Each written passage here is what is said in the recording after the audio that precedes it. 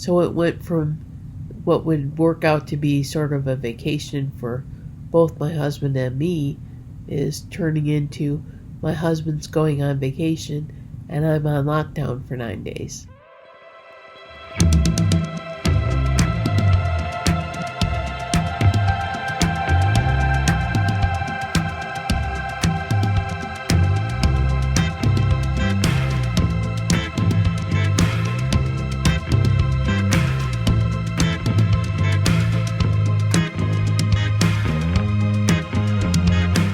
Hi, welcome to Chronicles of Nani. I'm Nani. Chronicles of Nani is where I talk about my living with a chronic illness, progressive MS, and my life in a wheelchair, and that I live with it. I don't live in spite of it. I live with it. There are things that I can't do, but there are things that I can do now. For instance, Chronicles of Nani on YouTube wouldn't exist without the chronic illness. And there are spinning things that I can do with the wheelchair, having a power wheelchair, that I couldn't do if I was walking. So where walking up hills may have felt great before, I can still have lots of fun having my own little tilt-a-whirl with my wheelchair now. So I can't say that the world totally sucks with progressive MS and being in a wheelchair. There's some of it that does. But for the most part, I try not to let it. That's going to be kind of the good and the bad that we're going to talk about today.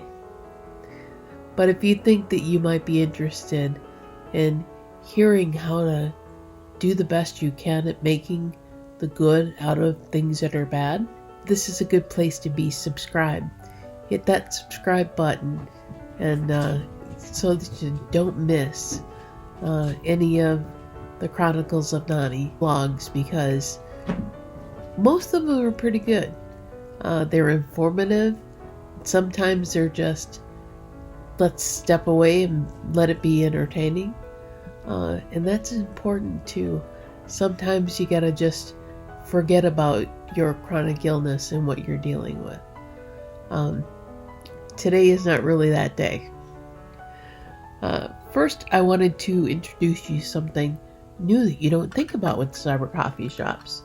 Which cyber coffee shop today is not coffee in a face cup. It is a face cup that has macaroni and cheese.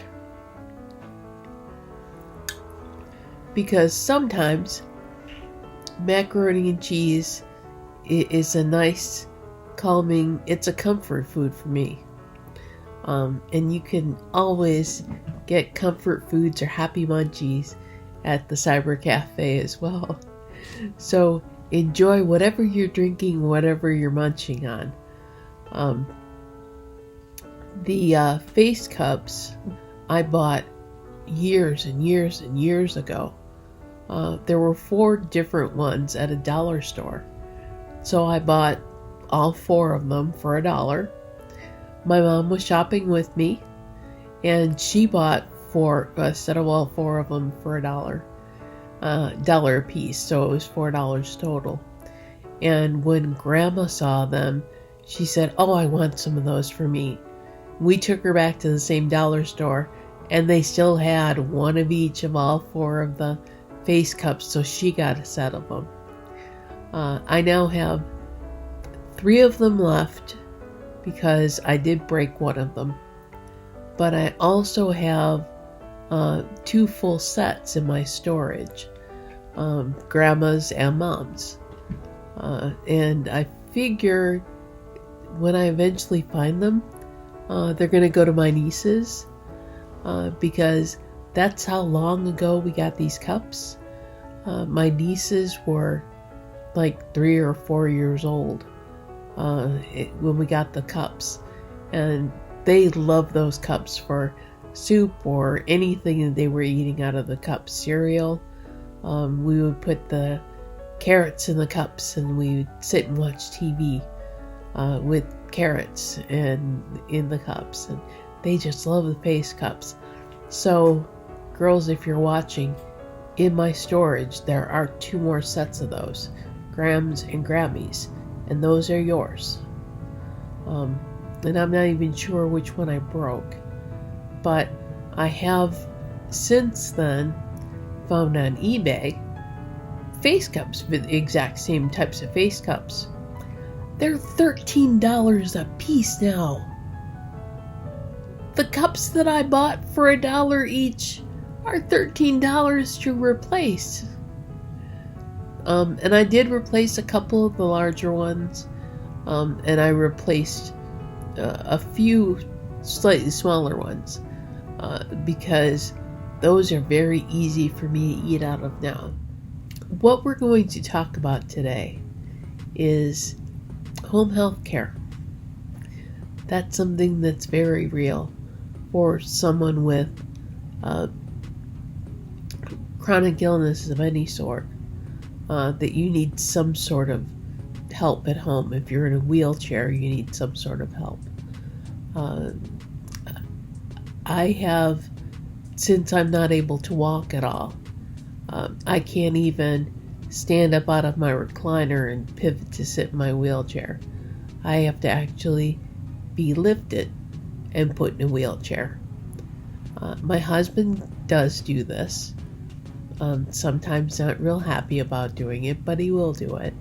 But what's difficult right now is finding a home health aide who can use the Hoyer lift. You think home health aide, you think woman sitting in helping an old man read or playing checkers with them or just being company to somebody that's a senior. That's not what I'm looking for in home health aide. I need somebody who can lift me in a Hoyer lift and move me, take me to the bathroom, clean me up, things that I can't do on my own. The Hoyer lift, the picture you're seeing of a Hoyer lift right now is a patient being lifted in the Hoyer lift. There are 2 people that are helping with it. You'll notice that one person seems like she's actually doing the work, and the other person kind of looks like they're watching. When I have a nursing agency come in to change my catheter or to do anything, taking care of a wound patch where I have pressure sores, they always insist that I need to have an aide or somebody there that can assist with the Hoyer lift. There has to be 2 people. I have found that when that happens, it's usually my home health aide or my husband moves me in the Hoyer lift, and the person from the nursing agency watches. And there have been a couple of places, private agencies, that tell me, well, you have to have 2 people if you have a Hoyer lift. And I ask why. Well, it just takes 2 people to safely use a Hoyer lift. And I tell them that it's been my experience that once I'm up in a Hoyer lift, one person moves me and somebody else watches. So you're asking me to pay double so that somebody can come in and do nothing but watch? And I actually had a lot of places hem and haw.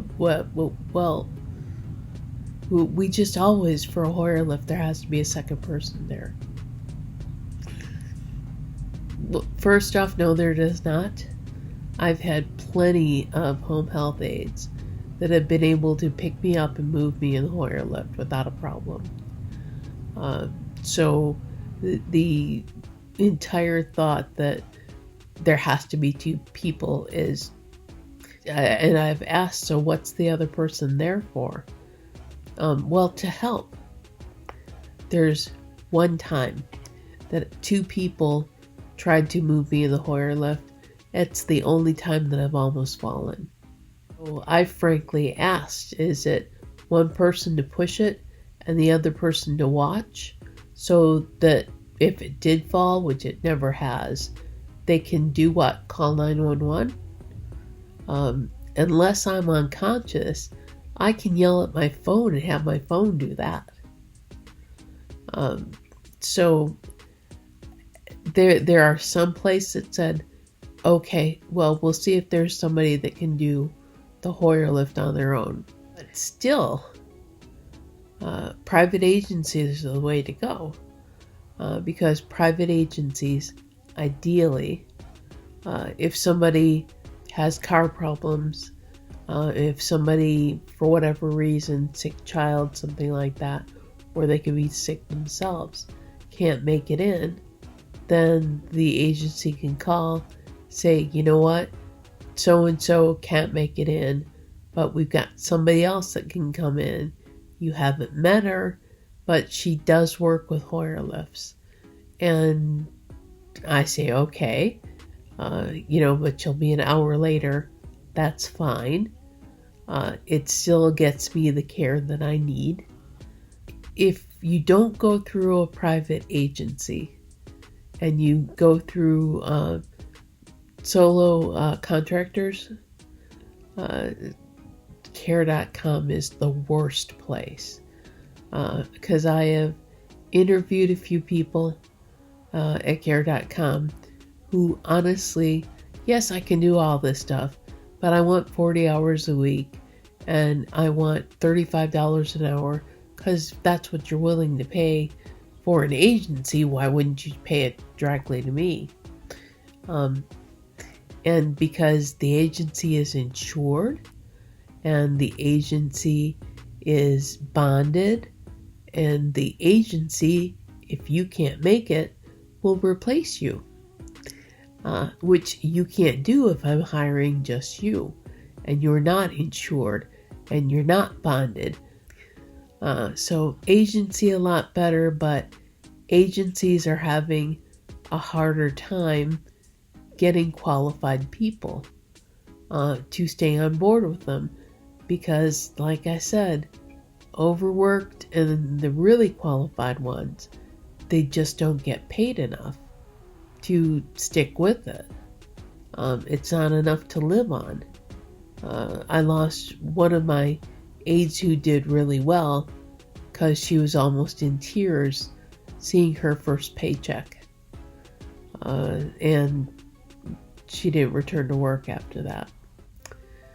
So now it puts me where I am now. My husband is desperate to get out of the state, and he's taking a 9-day vacation that starts in a couple of days. I still don't have anyone to take care of me.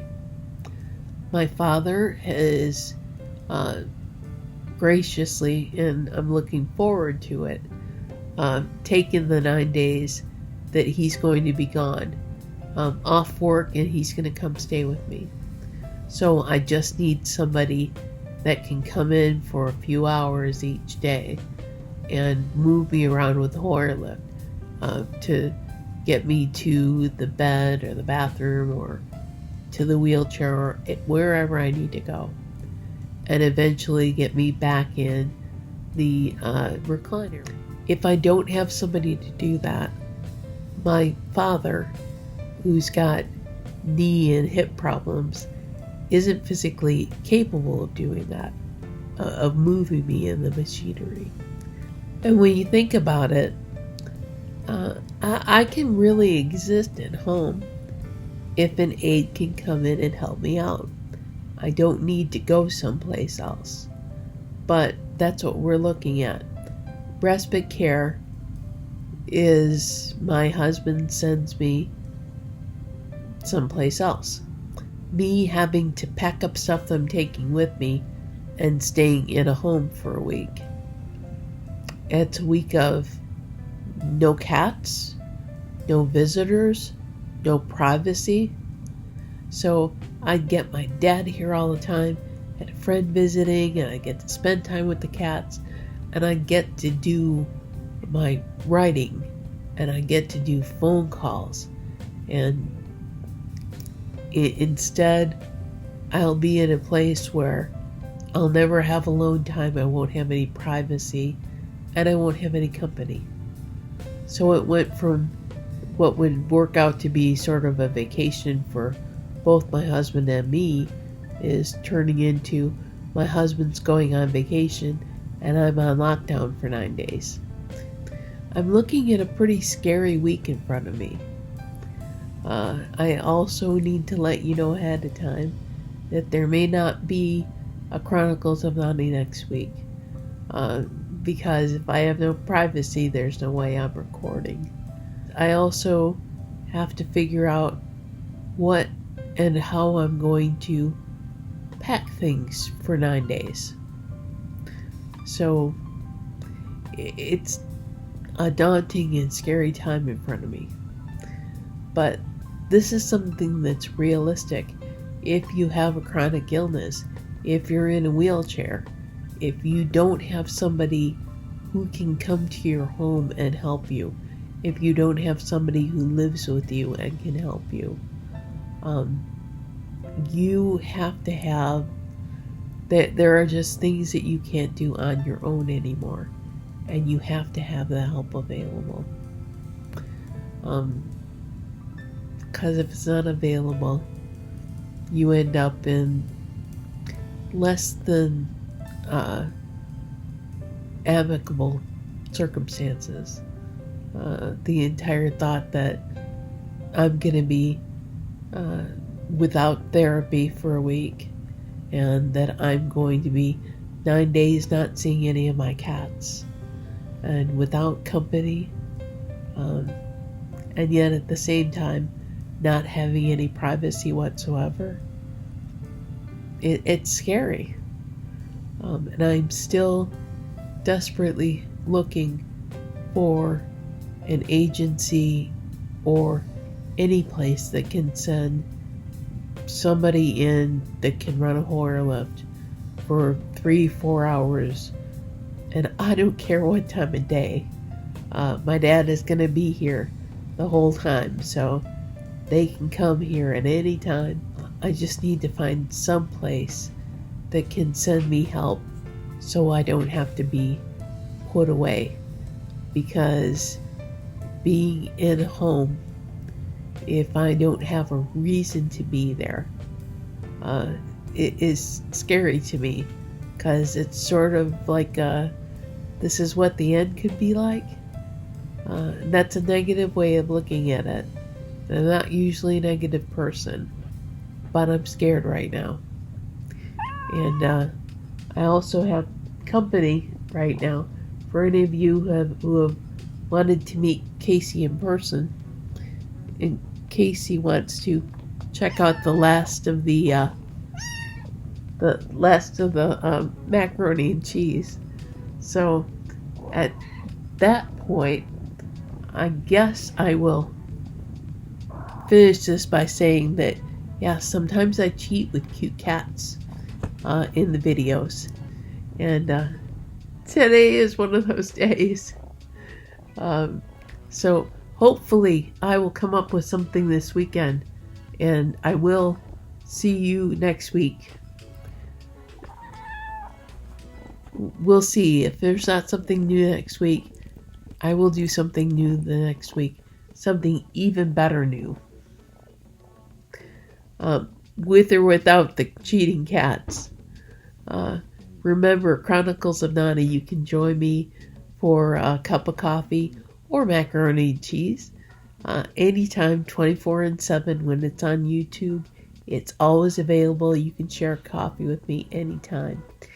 And until then, hopefully you'll see me next weekend. And hopefully part of that will be, I found a solution and I'm going to be home with my cats and with my dad. And keep your fingers crossed for me. And I'll see you soon. Thanks for watching.